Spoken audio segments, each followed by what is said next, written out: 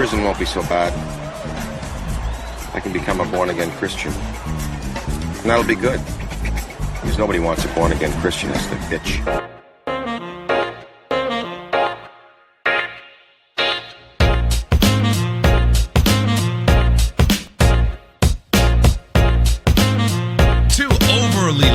Celtics fans, Celtics kidnap their opponent's star player in order to guarantee their team the championship. Ladies and gentlemen, once again this week we are talking about White Men Can't Jump, the sequel. White Men Can't Jump 2, Jumpier.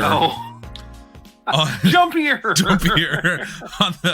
on the Podzilla 1985 network. Hey, it's extras and epilogues. Once again, the theater is open once again this week, and we are following up last week's really fun White Men Can't Jump with this week's movie that was filmed, Celtic Pride. It is definitely one of the movies of all time. One of the all-time basketball films ever made. I can say that without hyperbole. That's a fact. My name is Shannon Young. I got a messed up back. I got a heating pad on it. I got a cup of coffee here because I was falling asleep before the show because I didn't sleep last night. Perfect time to finish watching Celtic Pride. And when you're sleepy, here with me, of course, this week, once again, Mr. Hunter Hendricks. Hey, kids, did you hear that? My dream is dead. That's it. It's the only one I've got. It's the funniest line of the whole movie. Are you sure it was a storm? It was a cosmic gumbo of humor. That's what we used to say on the set. Gumbo. On the court. Said that on the set about it. Yeah, it was a cosmic gumbo. So, oh god, there are a couple of surprising things about this film. Special shout out to Dalton, by the way. I'm a big fan of the show. I found out, and I appreciate that. Mm-hmm. Yeah. We'll have to have him on here one of these days. We gotta pick a movie that he likes, and you know what we should do. What's that? We should do like Ready to Rumble. Oh yeah, and have Dalton come on. Do that. Yeah, and honestly, that movie is bad enough. We could do it in Shitfuck September, if I think is what we were calling it, right? Shitfuck September, it was like the worst. The worst of the worst. I think that was September. Yeah, we'll be rewatching Tokyo Gore Police for that month. Did they make a sequel? I didn't know. I think it was called. I got nothing. There's a whole. It was called The Engineer Who Couldn't Explode. Who couldn't kill the bad guy. There's a whole list of those kind of J horror films, but that's a different show. This show is about basketball, and this movie was about basketball, and that that's something I can give the film. It did the homework. It was about basketball. Release. This is a Disney film. Did you know that? It's it's Buena Vista Pictures, right? So it's under the Disney umbrella. Yeah, it's their like adult label basically. That doesn't sound right because we're talking about movies. It's their, you know what I mean. It's not meant. It's not a kids film. Disney fare. There you go. Yeah. Although this movie could very easily be a kids film. It's fairly tame. It might have been better off had it been, honestly, now that I think about it. But maybe that's for the epilogues. We'll talk about that later. Released April 19th, 1996. Terrible year. Written, directed by Tom DiCiccio. I think it's Tom DiCiccio. Tom DiCiccio. It sounds like you're drunk no matter how you say it. He had, and I'm trying to remember the movie now. He was only doing this movie because he got fired from another movie. Oh, because they didn't like his directorial style. I can't understand why. It didn't work here either. No. Yeah. And you gotta, and here's the really surprising fact. This is what's kids out there, get ready. This is going to surprise you. Written by Judd Apatow and Colin Quinn. Yeah. Colin Quinn of SNL fame. Fantastic writers right there. Absolutely. I don't know about anything else in terms of films that Colin Quinn has written. And I know there were people who kind of had their takes on whether or not he was good on Weekend Update and all that, or his stand-up. But I always thought Colin Quinn was a good at the very least, a good stand-up hand, right? Yeah. And then Judd Apatow goes on to write some of the greatest comedies of the 2000s. Some of the biggest hits, 40-Year-Old Virgin, Anchorman, This is 40, all of that. Pineapple Express. Yeah. All of those movies. Knocked Up, that's the one I was trying to think of. This is all Judd Apatow. Right. Now he does work with other people for those things, but God, I mean, he had a writing partner on this one too. Is it Judd Apatow? I feel like an ass. I think it's Toe. I don't know. It probably is. I think Apatow sounds sounds stupid. I don't know. It doesn't matter. He also, I didn't know this until I was doing the research for this movie. He wrote another movie in 1996. He wrote The Cable Guy. Which so that is a very divisive film. I like The Cable Guy. Sure. I always liked it. You know, this film. We'll get to that in a second.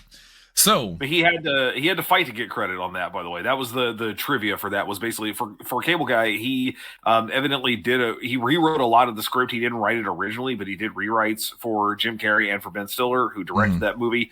And then he had to kind of fight the Writers Guild. He ultimately did not get a writing credit on it. So if you go looking for it, you're not going to see that he wrote The Cable Guy. He got a producer's credit. This one, he got a very definitive writing credit, and I bet he wishes it was the other way around. He could have given it away. He could have just called up Colin Quinn and said, "You know what, buddy? You take this one. That's all you. It's all you. It's man. all you." And it's sad because you got a great cast. And admittedly, I'm joking. I think I'm going to be a little bit more kind to this movie than I thought I was going to be originally. Now, that's not saying much, but I'm going to be a little bit kinder. A great cast: Damon Wayans, who in '96. Right after In Living Color, all over the place. He did this. He did Great White Hype. He did Blank Man not too long or before this. Damon Wayans was everywhere. Daniel Stern, another great actor, of course, from the Home Alone series. Dan Aykroyd, one of our absolute favorites. Ray Stantz from the Ghostbusters. Christopher McDonald. Love Christopher McDonald. Shooter McGavin coaches the Utah Jazz in this movie. I didn't expect it until I started writing. I'm like, who is he in this film? And he played like he does in everything. Christopher McDonald. He played himself as he does in every movie, and I didn't hate it. Nope. It's exactly what I wanted from him. I want him to be a little bit overly hyped. I want him to be angry about everything. I want him to be cocky and not deserve anything that he gets or says. Right. Standard white people. Great. Yeah. There's some fun cameos in here too. Daryl Hammond. Yeah. I mean, it wasn't much, but it was nice seeing Daryl Hammond. Right. Who's the stand-up whose car has been stolen? The Porsche. Dude, I don't know. I was trying to figure that out the entire time because I'm like, I know this guy. I've seen this guy. I've seen this guy. I've seen him I didn't before. look it up in the moment because I was watching the movie on my computer, and so it was like not as easy as it would be normally. Also, but I definitely saw him and went, that's a stand-up. Because Daryl Hammond, of course, was on SNL. He did some stand-up before that, too. Jeff Ross. It was Jeff Ross. That makes a lot of sense, yeah.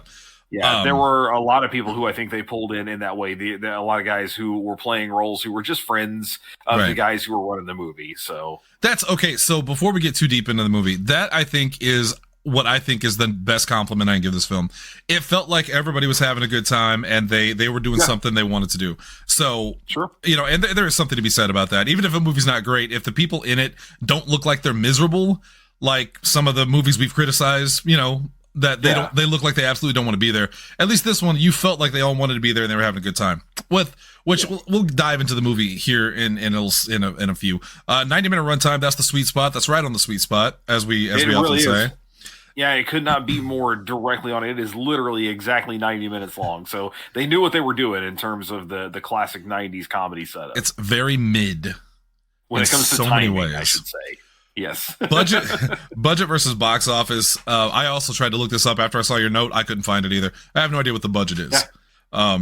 Nobody knows what this movie cost, which is blowing my mind. If I were a guessing man, I would bet somewhere in the realm of 70 to 80 million, probably. Somehow. It had to be kind of expensive, right? Because Damon Wayans is on fire at this time. Right. Dan Aykroyd is always going to cost you a little bit of money because he, at this point, is well past Ghostbusters and all of that. And what a strange role for him. Yeah, he was really so strange. We'll talk about that, too. Daniel Stern is coming off of Home Alone's 1 and 2 at this point, and I forget he did something else in and around here. Was he like a Boy Scout leader in a movie? Is that what I'm thinking of? He was. I don't remember the name of the film. That was around that time too. Okay, so the weird part is you just unlocked a memory. I know what movie you're talking about. The only thing I remember from it is there's a part where they have to shoot a slingshot at someone. They don't have a slingshot, and the girl who's like probably 13 or 14. She goes, I got an idea, guys don't look. And the next scene, they're using her bra as a slingshot. And I remember thinking, right, of course. When I was younger, I remember thinking like, that was weird. Yeah, that was weird to put that in there, right? That movie's called Bushwhacked. Bushwhacked, That's the name of that movie. Yep. Also, did you? Oh man, talking about this didn't unlock a memory. This just blew my mind. Did you know that he was the narrator on the Wonder Years? I did. Yeah. I had no idea. Yeah, I didn't know that. No clue he did that, and I don't remember him being a Rookie of the Year, but that's unrelated. Or I don't remember Rookie of the Year. He was in City Slickers, and I often forget he was in City Slickers. But because when you think City Slickers, you always think what Billy Crystal and Billy Crystal, yeah, and other guy. I don't remember. Yes, Jack Palance. Stern. That's who you're thinking of. Oh yeah, Jack Palance. Is it Palance or Palance? I don't know. I don't know. Twice tonight. Maybe already. We're not good at this show like we thought we were. Critical reception for this bad boy. 12% critical approval rating on Rotten Tomatoes, which I think might be the lowest movie we've reviewed, other than maybe Friday the 13th.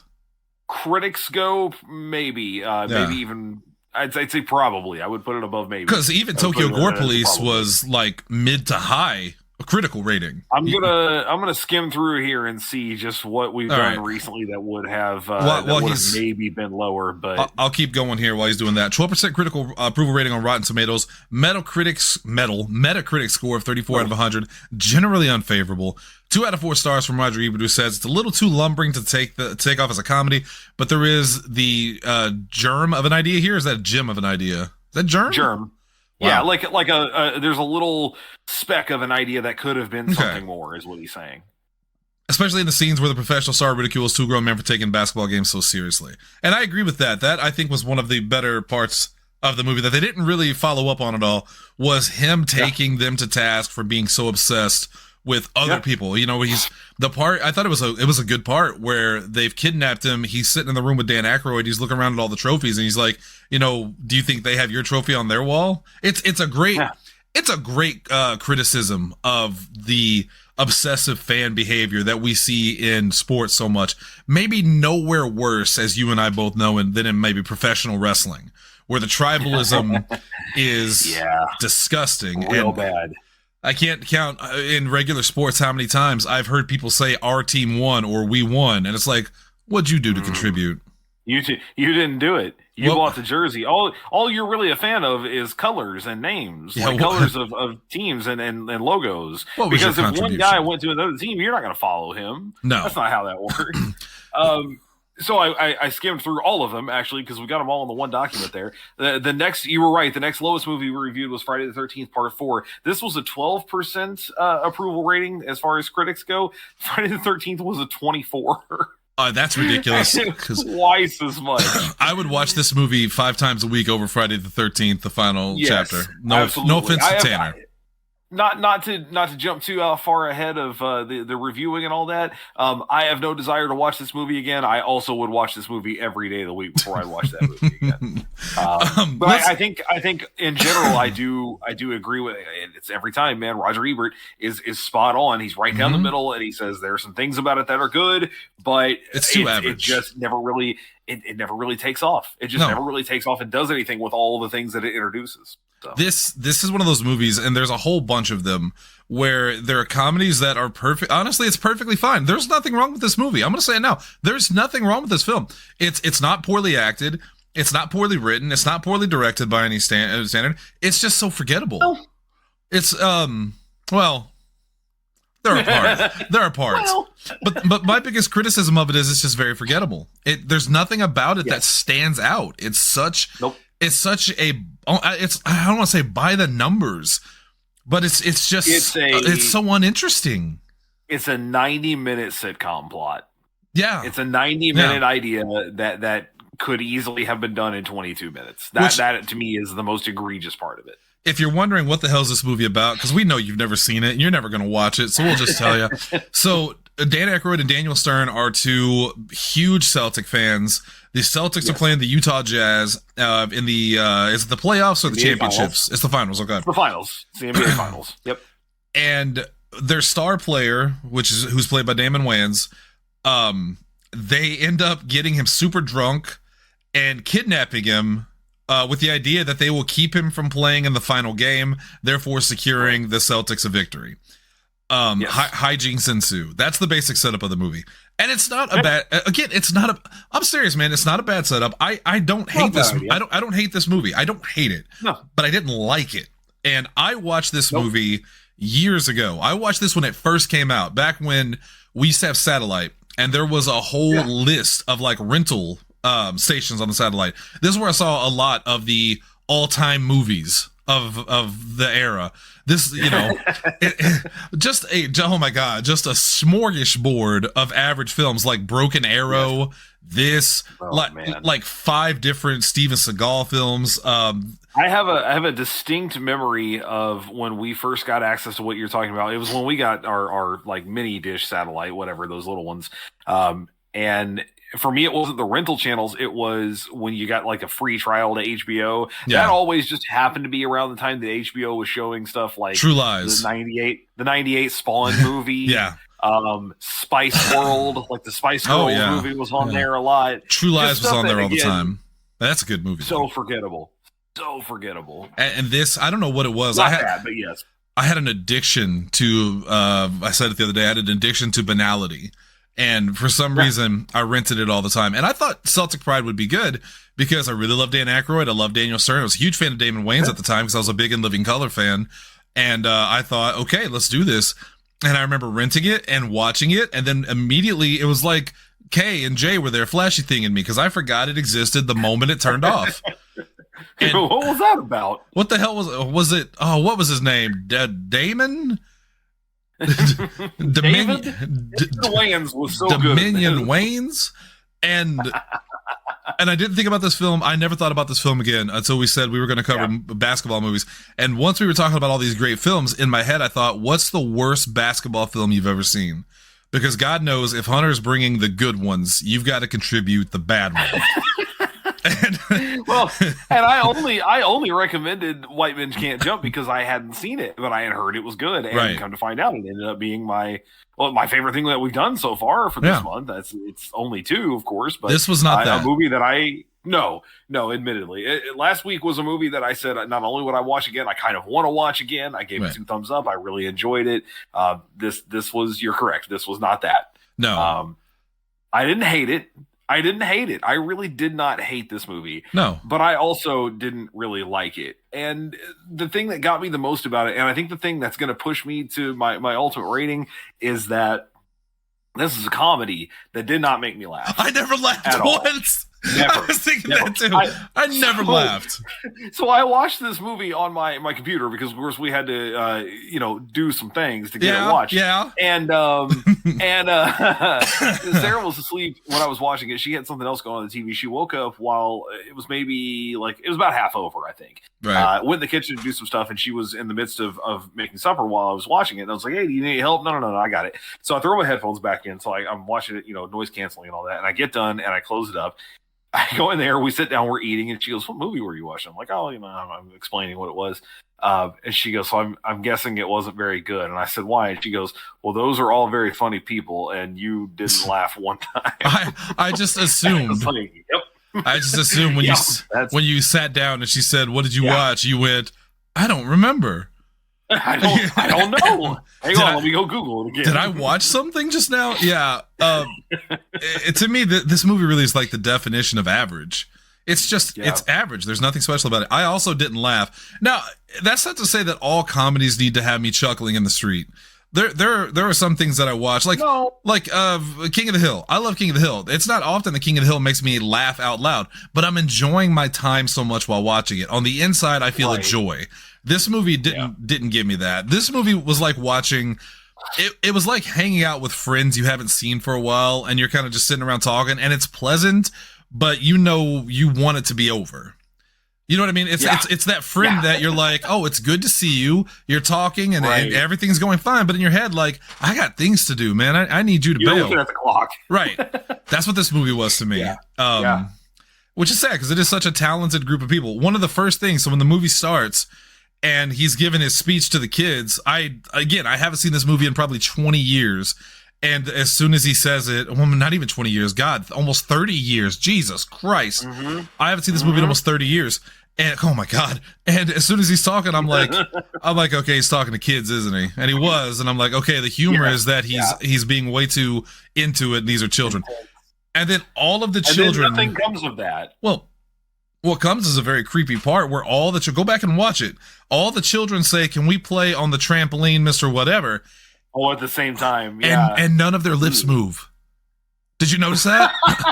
No, they ADR'd the whole thing. They ADR'd. That's messed up. There was a few kids, notice there were a couple of times they did that with Aykroyd too. So when he goes to make the half court shot, you can tell that like it does not match up what he's saying and what his mouth is doing. All right, so you opened up the box. Let's talk about it. I don't understand what the hell was Dan Aykroyd doing here. Can we? What are you doing, man? Let's talk about that whole scenario. I know we're jumping way ahead in the movie, but so the guys are cheering on the Jazz because they don't want to go to jail. Suddenly they do the half court thing, the halftime, hey, somebody makes a shot from half court, they win a bunch of money. Well, of course, it's one of the two guys. This is your dream, man. You're going to get to go out on the parquet floor before it's gone. Like this, the Boston Garden's going to be gone. We'll never get to do this again. He goes out, he does this like weird, he kept saying, I'm not going to be able to do it. He does this weird little like samba dance and kind of like bowls it. And then in the worst CG of 1996, the ball manages to go through the hoop.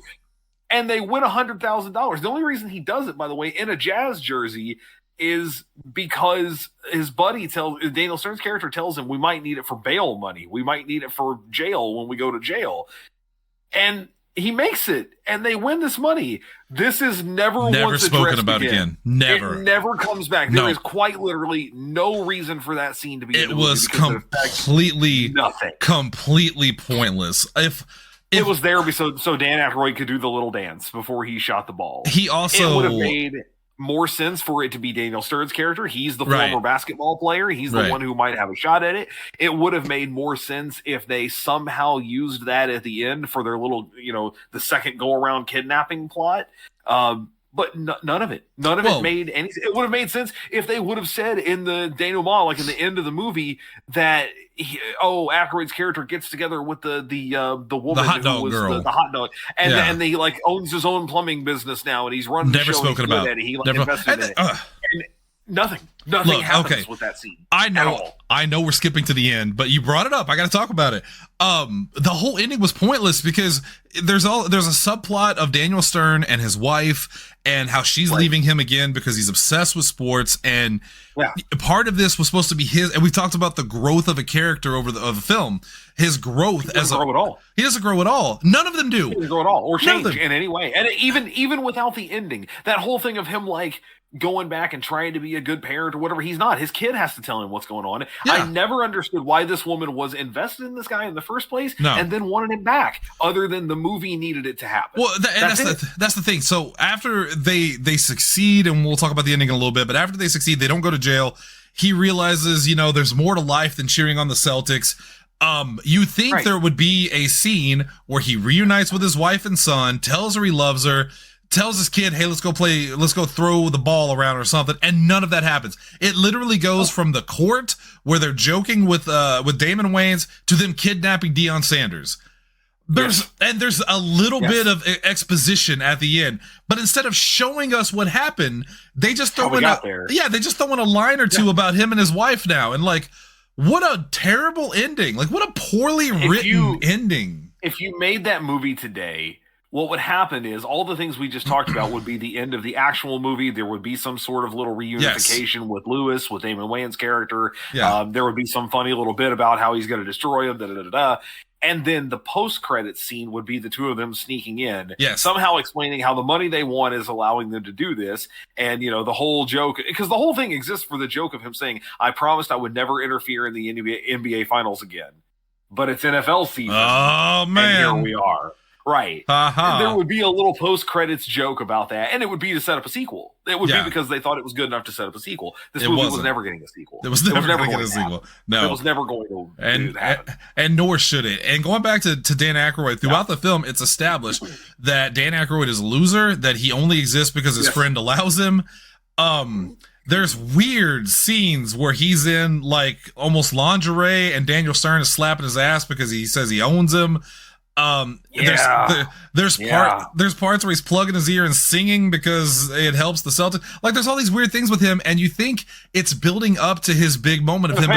And it's just the half court shot, which goes nowhere and gives him nothing. He has nothing by the end of the film. No. Nothing is accomplished. He wins a bunch of money that is never once addressed again, and then he goes to try to kidnap Deion Sanders because apparently they care about football now. Why would you not at least put a little scene in there, like you said, where maybe he has his own commercial for his own company and Damon Wayans' character is in it? Like, show something like that. And that would be a great callback to the scene. One of the only scenes I really did enjoy, and like you said, the movie does get interesting, or at least worth like kind of watching. The idea is interesting when they have him kidnapped. Yes, and he's like, I'll let you go right now if I flip through all these channels and there's no commercial with you in it. All right, I'm going to win this right now. When the trash talk that they're doing, that reminded me of like them trying to emulate White Man Can't Jump, because he's talking so much trash as they're skimming through. Of like, all right, here I'm going. I'm getting out, baby. Keep flipping. So speed those channels up a little bit. And then, of course, they do run into a commercial with him. That would have been great. Do a tight shot on a TV of somebody flipping through commercials, and then you see Lewis, and he's doing this commercial, but it turns out it's for the plumbing business. Right. Because they become friends. And then, they become friends. There's some version of that. Because, again, they did make him the best version of him he could be, basically. Right. And he saved him in the end. Sort of. Yeah, that's another thing too. I mean, there's so many. They're not plot holes, but there's so many little like twists and turns and introductions, and you can see. Actually, Roger Ebert using the phrase like, there's a germ of a good idea here. You can also see the germ of what Judd Apatow is going to be. You can see the germ of his style of writing, where there's these little tiny elements that actually do kind of try to add up to something. In this movie, they never get there, but they do that stuff in Anchorman, even when it's an extremely over the top movie, right? There's all those little buildups of somebody mentioning somebody's mother, or what's going to happen when one of them takes over the anchor position. They do the same thing in Knocked Up, where they reference things that come back later, the baby books and all that. He was trying to get to that level, but this was not it. This was not the movie for it. No. This was the test run, and he didn't quite get there. Yeah, you had a great cast, you had a great writer, and it just came out as very average. I really don't know what else to say about it. There's not much to say. I mean, that's what happens in the movie. What little bit I looked about this movie online, I did see where people were talking about it that they didn't like the ending. And I think they don't necessarily mean the Deion Sanders bit. They mean the back half, the last 30 minutes of the movie, where it's about, okay, well, you got to root for me now, or if you don't, I'm going to, if I lose, I'm going to go to jail. I think people were hoping this was more of a kidnapping movie. That's what it felt like. That's how out of the movie. Yeah, that's how they played it off, is that it's all about the kidnapping, but the kidnapping is a small part of it. And then there's a lot before it, and then there's a lot after it. The kidnapping seems to be over way too soon. I mean, to the point that Damon Wayans literally just walks away. He walks away from the kidnapping. He's like, all right, later, guys. And by the way, I better see you at the game. Wear some purple, because if I don't win, you're going to jail. Like, they try to set up a whole third act plot that doesn't go with the rest of the movie. It doesn't jive with the rest of it. I'm sorry, real quick, because it just dawned on me now that I'm thinking about it. When he does arrive at the game, and Christopher McDonald's character, the coach, just berates the shit out of him, are we supposed to feel sorry for Lewis at this point? Right. Like, a couple of different times they allude. This is something I never understood. A couple of different times they allude to him having this, like, oh man, I don't want to watch those commercials of me, or like, you don't know what it's like to do what I do. When Daniel Stern's character says to him, like, you don't really care about this stuff. Like, you don't care about winning. All you care about is the money. He's like, hey, shut up, man. Like, it's the first time he gets serious. And I kept thinking, like, oh, okay. It's going somewhere. The character's deeper than what we're getting. Him just being an arrogant asshole. He feels insecure. He doesn't feel like he's good enough. No, it turns out all he had to do was learn to pass the ball, and everything's fine. And then the game was won. No story there. No, there's nothing there. I also there's so many little things that are just set up, and I went, okay, where is this going? Nowhere. Nothing will come of this. There's also a part at the end when he does get to the game, because they've been wondering the whole time, where is he? Where's Lewis? Where's Lewis? Right. So he shows up, and Christopher McDonald's character is berating him, and he keeps saying, Coach, I can explain. What were you going to explain if he gave you the chance? Right. What were you going to tell them? Because what were you going to tell them? Going to then get those guys to go into jail. Right. Like, that was the whole point. If you have them there, you're holding them kind of ransom. You're blackmailing them. If you tell the coach what happened, he's going to tell the game. Police. Yeah, before the game. So I didn't understand that. His whole, coach, I can explain. Coach, just let me explain. Oh, if I was Christopher McDonald, I would have said, okay, explain. Right. Let me know. And also, I mean, just to double back to the beginning of that scenario, why is he late? The guys got they let him go weirdly. Right. They let him go. He walked away with the gun, like, except for the fact that he probably had to scrounge up some money and get a ride somewhere because, he didn't have a cell phone. I don't understand why he was late. None of that made any sense to me. No, those guys got up off a basketball court where they were being held at gunpoint, somehow made it back to where they came from, got their hands on a bunch of Utah Jazz merchandise, and then made their way to their seats and all that before he ever shows up. It made no sense to me. I could not understand why he was late at all. I did like the part where he's running for his life and the cab stops and he gets in. He's like, hey, I need some help. And the guy goes, hey, you're Lewis. He's like, I need some help. And he's just like, get out of my cab. What? He's like, what are you talking? This is an emergency. You did to my Celtics. Yeah, because that's again. It's a funny beat. To me, this movie is the most interesting when it's showing the obsession with sports that some fans have, especially certain That's the only markets. Commentary it's really got. That's the only commentary it's got, because there's no commentary for Daniel Stern's character of, he used to be a ball player and now he's looking for redemption. No, he's not. He never gets it. He never gets. If he had beaten, why didn't Lewis, he take the shot? Why is it? Or okay, that little one-on-one game. What was the point of any of that shit other than to eventually get the gun in Lewis's hand? Right. If he had won that, made no sense to me. There was no part where Daniel Stern's character won. All he did was he escaped fate. That's it. That's not really a victory, you know. And managed to. I don't even like saying he repaired his relationship, because did he? Well, that's what I'm saying. The only bit we get of that is he says when they're going into Deion Sanders' apartment, like, Gloria actually likes me right now. Oh, good. What a win for you. Your wife enjoys your presence. The ending should have been him coming home, hugging her and apologizing and saying, I was an idiot and I love you. And then the stinger at the end would have been more fun. Yes. But there was nothing. Just realized this is not an epilogue thing. This is just us rewriting the movie as it is to make it better. The commercial that Lewis Scott should have cut for the plumbing business, for Dan Aykroyd's character's plumbing business, should have been something that was on the TV while the rest of the family was now sitting around watching basketball. Watching TV, yeah. Yes, and that would have been the thing, is finally, like, they've come together on something, or even better, have it be that, like, it turns out the wife watched basketball for the sake of her husband because she did realize she loved him, she wanted him to be better, but the thing that he's frustrated now with, because you got to throw that little bit of comedic beat in at the end, is that she doesn't like basketball at all. She likes, like, cricket or some random shit, and it's the only thing she can get into, so he's got to, like, all right, fine, fuck it, it's sports, like, I got to get into something. Because remember, they watched, like, log rolling and, like lumberjack shit. Oh, God. Like, actually, then bring that back. Make it a thing where, like, it turns out that's the only thing that she's really into, and, like, he's like, why the hell is she so into this? And the kid's like, I can't deal with this. He just gets up and leaves the room. That would be funny. I would have had, in the end, they're watching, they're at home. This is after they've at the game, she runs out on the court after the game and hugs him and, like, I'm sorry, they do that, I love you and all that. You skip time, jump ahead. They're all watching TV. He grabs a beer. He comes to sit next to her. The son's in there too. She puts on a basketball game and says, the Celtics are playing.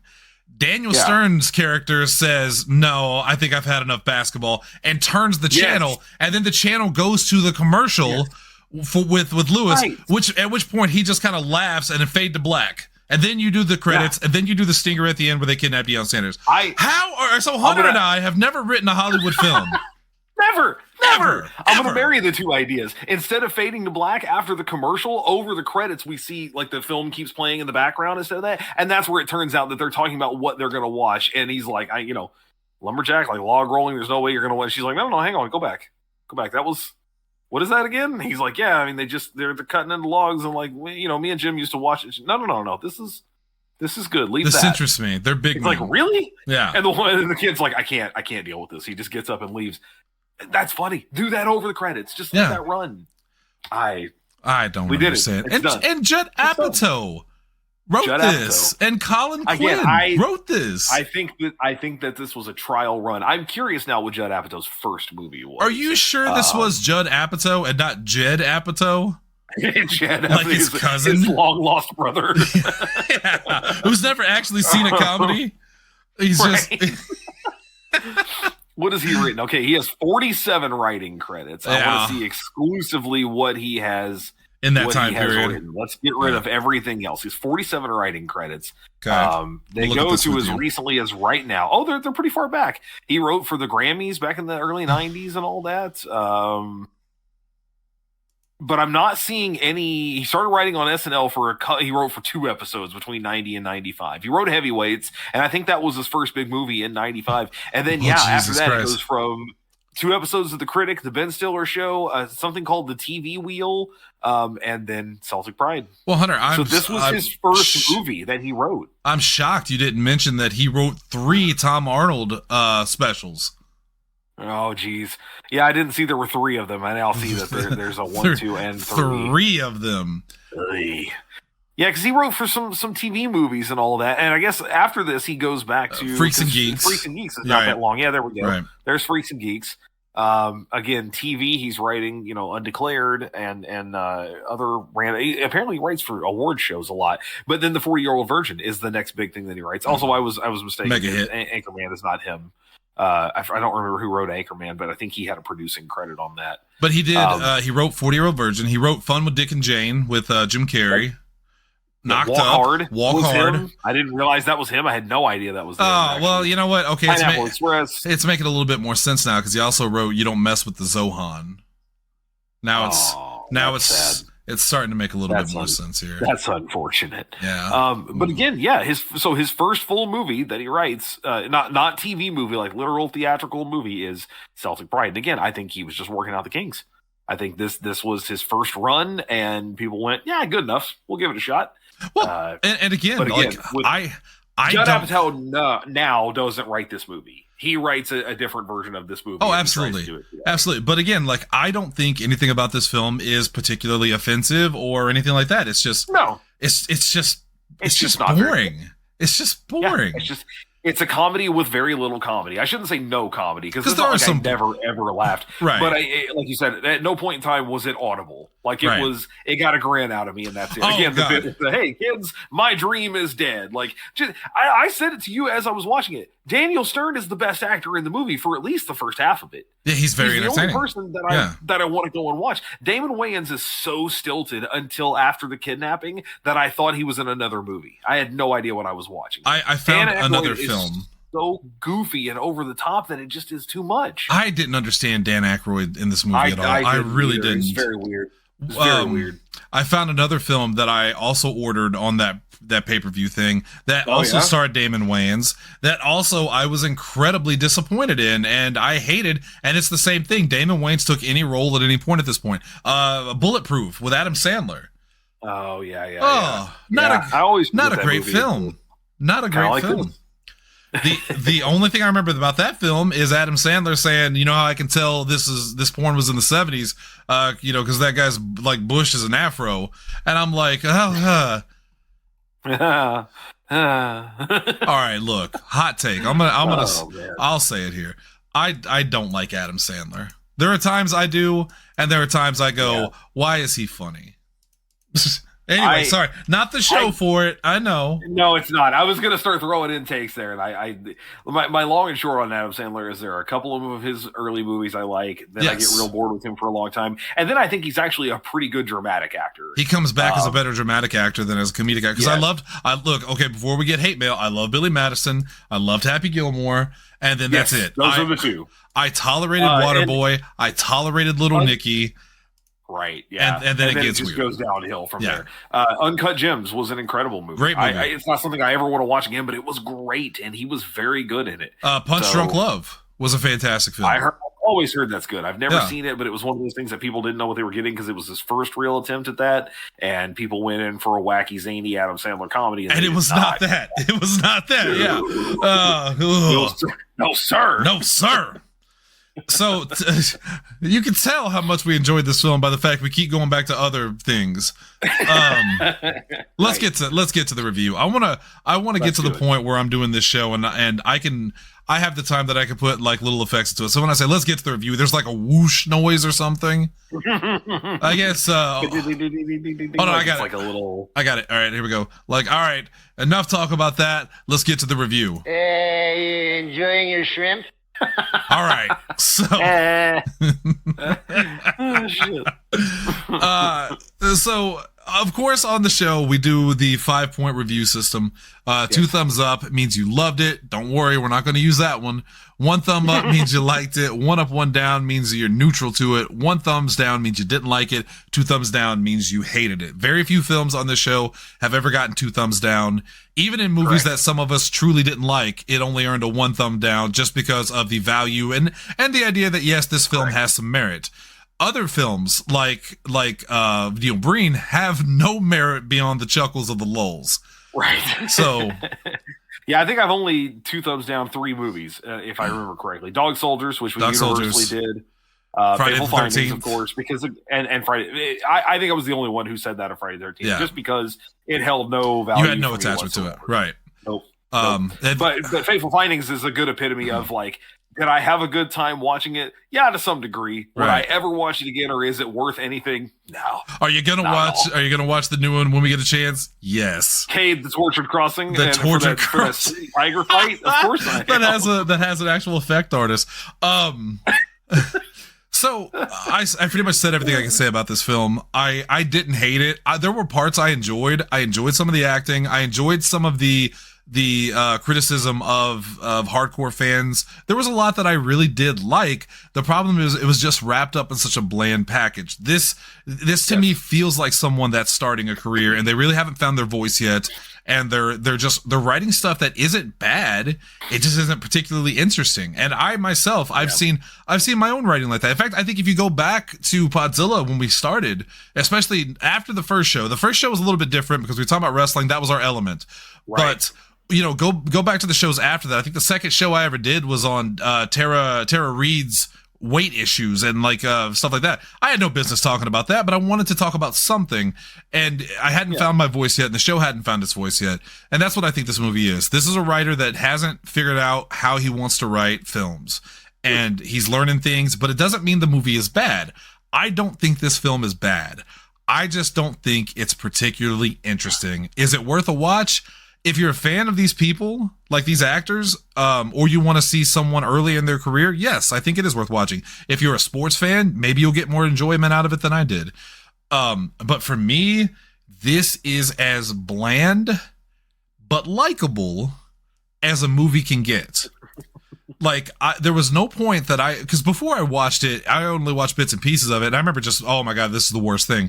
Once I sat down and watched the whole thing again, it was almost like a comfort movie in the sense that there was nothing particularly offensive. There was no gross out like toilet humor. There was no incredible foul language or objectification of women for the most part. There was like one line about him and an actress in a movie, but yeah, that's whatever. There was nothing about this film that read like, oh, it's trying to be edgelord, oh, it's trying to chase trends, it's trying to be that gross out humor, nothing like that. This felt like its own thing. I wasn't offended by it. I enjoy the actors. Some of it, it's so hard to talk about this film because I could easily tell you it's terrible or it's good, all in the same sentence for the same reasons. But the point is, and I know this is probably the most confusing review I've ever given.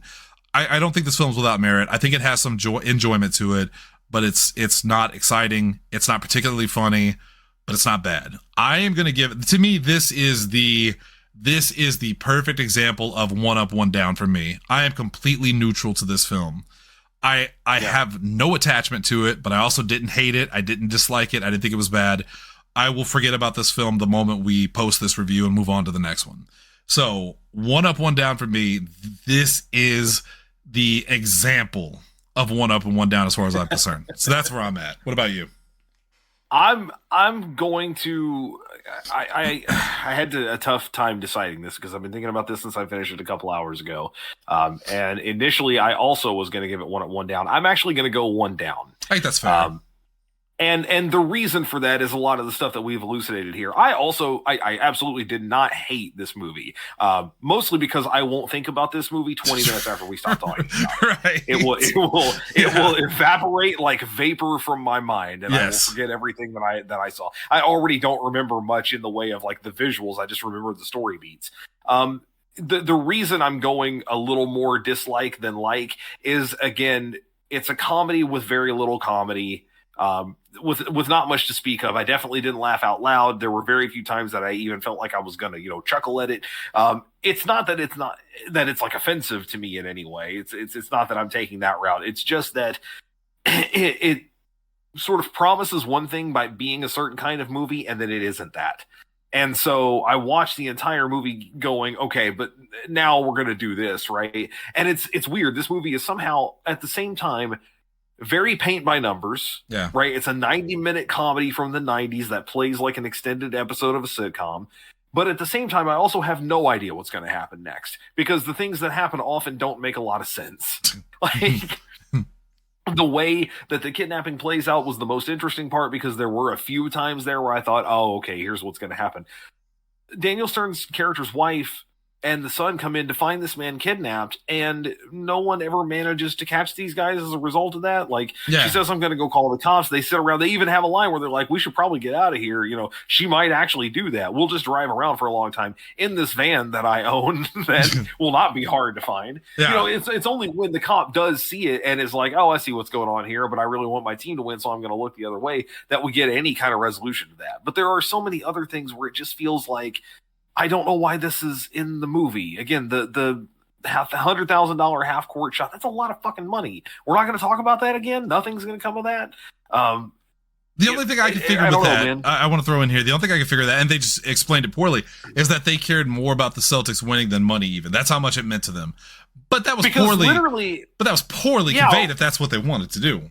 Right after that scene, they're in the bathroom, and that's when they're talking about, like, well, I guess, prison won't be so bad after all, because they think they're going to lose. And I'm like, you just went from this incredible moment where you won all this money. Also, when he goes out on the court, there's barely a hint of any booing because he's wearing a Jazz jersey. Like, everybody knows him. He doesn't try to explain himself. Yeah. Right. He doesn't try to explain himself to the basketball legend who's right there in front of him. I don't know, man. That was actually, I do want to mention, that's one part that I thought was really well done. Not that part specifically, but the whole ending when they're criticizing Daryl Hammond's character for cursing them. They're switching seats around. That is shit that fans really do.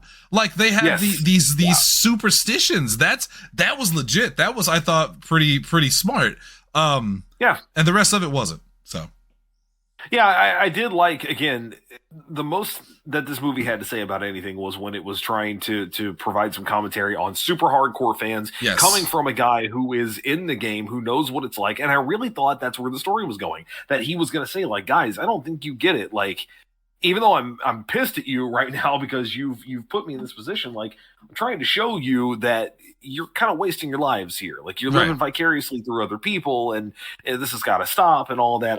I really started to enjoy some of the movie there in the middle, when Damon Wayans' character actually got a chance to do some things, kind of when he became an actor.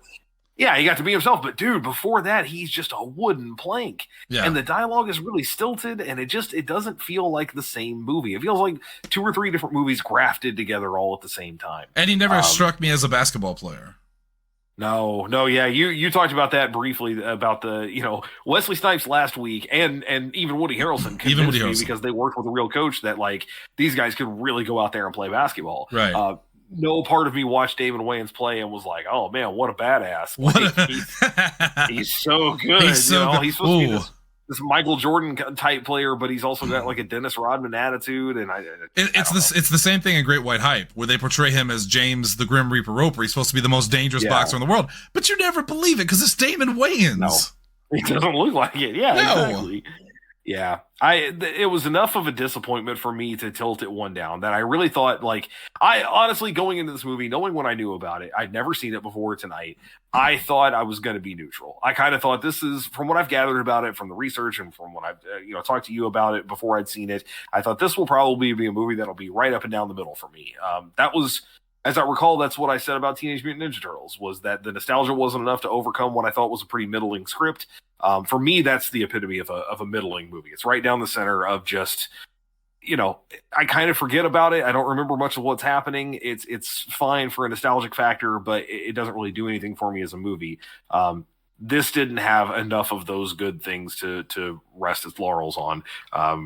Again, like Roger Ebert said, it never really takes off. Right. It keeps trying to do some things, and then it switches gears just before it manages to get enough speed to make that gear switch interesting.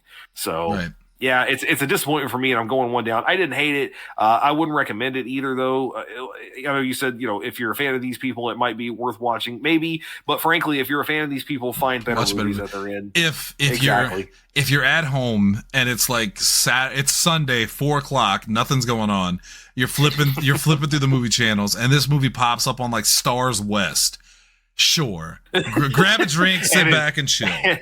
And it's 2002. Then just and it's been out for about 6 years at this point. I'll give it a try. Yeah, whatever. And someone comes in and goes, "Hey, you enjoying your Celtic Pride?" And you go, "I don't know.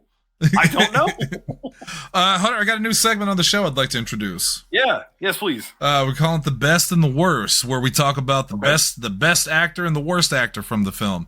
I think best actor for this movie would have to go to Daniel Stern. I don't mean he's the best actor of the group, but in this film, we're judging it based on itself. Yeah.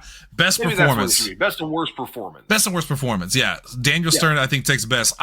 Even though I didn't find his character particularly funny or anything like that, I felt like he was trying. Like, he put more soul into this character than it probably should have had. He's the only character I thought that had character. So right. Ostensibly, he is the protagonist. He is the main character of the story. Right. So, and then worst performance to me, even though I thought Damon Wayans was very average in a lot of it, I'm just gonna have to give it to Dan Aykroyd for just, why are you here? What a weird film, and like, what are you doing, man? It didn't feel like Dan Aykroyd. Nice. It felt like it could have been anybody. It could have been anyone. It could have been any over actor from that era. Also, no matter how hard Dan Aykroyd tries to do a Boston accent, he's still from Canada. Yeah. He's still from fucking Canada. When I see a film like this, I think, would have been that role was written for someone like Artie Lang or yes. You know what I mean? Yes. That's the kind of guy that I imagine in that role. Not Dan fucking Jeff Aykroyd. Ross probably would have been fine. Yeah.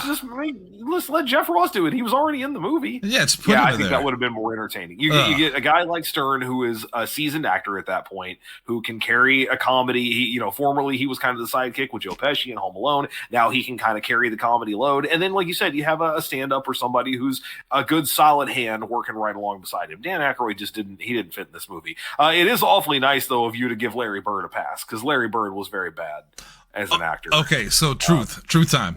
Like, I'm not kidding. I have been watching, I don't know when it started popping up in my YouTube feed. I have been watching so many videos about Larry Bird lately. And because when I was a kid, I always thought Larry Bird was terrible. It was like, you remember they had Jordan versus Bird and stuff like that. And if any basketball fans are listening right now, you're gonna be happy me saying this. I always thought Larry Bird was like, he was an all-time great player, but he was awfully boring. No, it's the exact opposite. Larry Bird, listening to all of these other players talk about Larry Bird, like Barkley and Jordan and guys like that, they will tell you nobody was scarier on the court than Larry Bird. He could do everything. Yes. And not only that, but apparently he was the most trash-talkingest player in the NBA. One of my favorites is I don't remember who he was playing. There was 2 or 3 guys telling the same story. And Isaiah Thomas, I think, was one of them. But they're playing, the Celtics are playing somebody, and I think it's maybe the Pacers. I'm not 100% sure.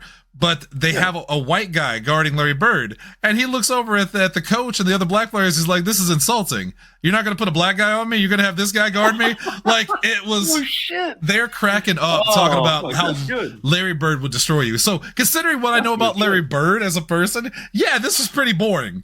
Like, it just came in there, and fans like you make me sick. You could just hear him. It's like the dialogue from the 2K games nowadays. You can just hear him reading whatever they put on the line. Yeah, fans like you make me sick. And he just learn about loyalty. He turns around like Donovan McNabb on Sunny. Like, can I get the check? I got the parking brake. And then he turns back around and goes, "I'm loving it."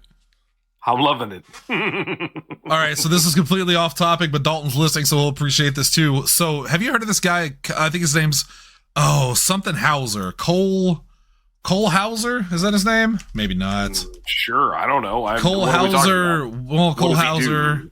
He is an actor, but that's not who I'm thinking of. What is the guy's fucking name? It's not Cole Hauser. God damn it. Sprouse? You talking about the Sprouse kid? No. This guy. Hold on, I can tell you exactly. Hold on 1 second. Talk about how you do the film while I'm looking this up. How I do the film? Oh, yeah. You want me to do my epilogue? Okay, yeah, I could do that. So if I'm going to do a follow-up to this movie in any form or fashion, we already kind of elucidated on it. I want it to be that those guys essentially got a happy ending. I'm kind of thinking in the wake of that, if you got to do a follow-up, and I've got to follow with what happened in the original movie, so they kidnapped Deion Sanders, that you do a similar type setup. But so I put this in the notes that somebody kind of worked out the math. The only reason Mike and Jimmy would go after Deion Sanders at the end of the movie like they do is if the Patriots were in contention for the divisional title. And Sanders was playing for the Cowboys in '96, a team that's not in their same division. And if they had won their game against the Cowboys that year, they would have already clinched the playoff spot. So the reality is that the Pats actually did lose to the Cowboys that year, which then brings about basically, again, the same kind of situation where they're trying to keep him from his game, etc.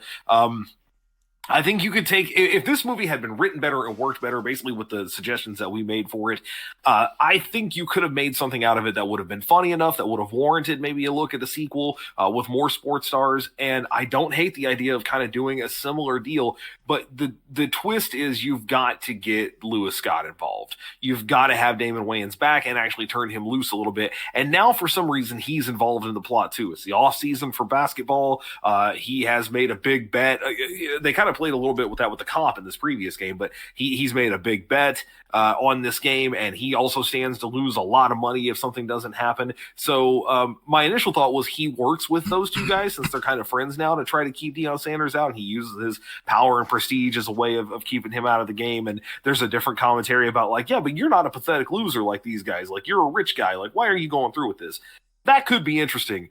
There's also, though, a part of me that thinks that they go to kidnap him and then find out that he's already being protected by Lewis Scott and his friends, who basically know that this is going to happen because of these guys. And so now it's kind of you remember that movie? I think it was called Neighbors with Seth Rogen and Zac Efron. Yeah, Seth Rogen. Yeah, the frat house and Seth Rogen and Rose Byrne were like the new couple with a new baby. It's that mentality. The sequel of that, of course, was then now one guy, the one guy teamed up with the other to deal with a new group. Right.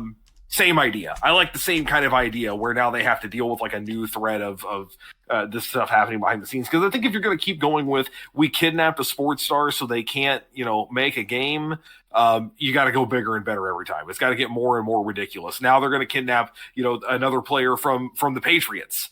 And It's going to be, well, shit. Okay, now it's not good enough that we kidnap Deion. We got to get the other guy back too. We've used the phrase a few times because Roger Ebert did. It's a germ of an idea. I don't fully have it fleshed out. But I think there's something there. It was a cosmic germ. That's what we called it. Cosmic germ. That's what we called it on the show. I think there's an idea there that again, had this movie been better and funnier, I think a sequel could have also done. Of course, to be fair, Neighbors 2 was not as good as the first Neighbors either. So lightning in a bottle. It's like maybe it's not a good plan. It's like the girl from Temecula, whatever her name was. Lisa from Temecula. Lisa. Who said whose catchphrase is "cook my meat." And if you've seen the most recent sketch, they made a point to throw that in at the end, and it's the last thing she says, just so you remember where that character's from. Anyway, so I figured it out. We'll finish out the show like this. Paul Walter Hauser is the guy's name. This is a picture. This is a picture of him winning a Golden Globe. Sounds familiar. Oh, don't look it up yet. Because I got to surprise you. Okay. This is the surprise. So this is him here. He won a Golden Globe for Best Supporting Actor in a Limited Series for a show called Blackbird. Right. He also apparently did some work in it's either TNA or AEW. I think it was AEW. And he's getting into wrestling. He's actually going to wrestle Matt Cardona at a show coming up. He's a big wrestling fan. During his Golden Globe speech for winning the award, he talked about wrestling, and it set the world on fire because everybody was like, "Oh wow, this guy's talking about wrestling. He's a legitimate actor, and he all this, and that's pretty cool." Well, I kept looking at the guy, going, "Why does this guy look so familiar?" And then I see where I knew him from. This is where I saw him in originally. You might remember a little character named Richie. Oh, shit. Yeah. From It's Always Sunny. He's the Juggalo. He's the Juggalo. Oh, man. Yeah. That's phenomenal. Yeah. No, I see it. I see it now. I knew that name sounded familiar. I don't know that it was from Sunny, but that's good shit. That's good stuff. If I remember correctly, and probably a clip he would rather not come out, I believe at the end of that episode he was in blackface. Because of the joke, the joke was that he had gone from It's Insane Clown Posse to, they had that argument over blackface in cinema. So, yes, which is I think it's why I don't remember that episode all that well, because I was like, I know I've seen this, but I can't remember it. It's not on anything. It's one of the ones that is restricted from the streaming services. So that show could be kind of racist sometimes. A little bit, like the pilot. Or when Charlie, it's always Charlie. It's always Charlie. All right. Always Charlie. That's it. Next week, we're going to be back with an all-new episode of Extras and Epilogues. What are we reviewing next week? Yes. So March Madness continues. I think we may as well just throw it in there because we're going to run out of the month before we do. You want to do Space Jam? Oh, yeah, let's do Space Jam. Let's do it. Then we can actually... That was coming out anyway. Then we can actually have a fucking guest on the show. Right. Lindsay has been chomping at the bit. And my other thought, too, is that this is the next to the last show of March, and April is all Animation April. She's going to be all over that month. So maybe we get her in here next week and then give her a break before she has to come back regularly. Because she better put that work in. That's all I'm saying. Yeah. Anyway, Space Jam next week. Next week, Space Jam. Classic. Much better than the sequel. Anyway, for now. I haven't seen it. I haven't either, and I don't care to. No. Product Placement, the movie, starring LeBron James and a series of corporate cartoon characters. I might make myself, because I've seen the original Space Jam so many times, and I will watch it before we do the show. I might just go ahead and make myself watch the sequel just so I can comment on it. I think that's that might be a worthy. Yeah, because we always talk about epilogues. That's got to be part of the epilogue. Because they made it. So. Right, it has to be. There is a follow-up. So. Okay. Yeah. Well, that's next week. I'll go back and listen to last night's all-new plays of Horror Headstone Hill. That was a lot of fun. Mm-hmm. Tomorrow we have an all-new After Dark. We're talking about our 5 biggest disappointments in adaptations. So game to movie, TV show to movie, whatever. Like any adaptations we were disappointed in, we'll be talking about tomorrow. Sponsored by Netflix's Avatar. Let that sink in. Until then, and then Friday's Horse Time, of course. Until then, ladies and gentlemen, the balcony is closed. We'll be back next week for another round of March Madness. Double H, take us out. Oh, shit, I didn't have anything for this. Daniel Stern is the MVP of this movie, and no one else. Bye.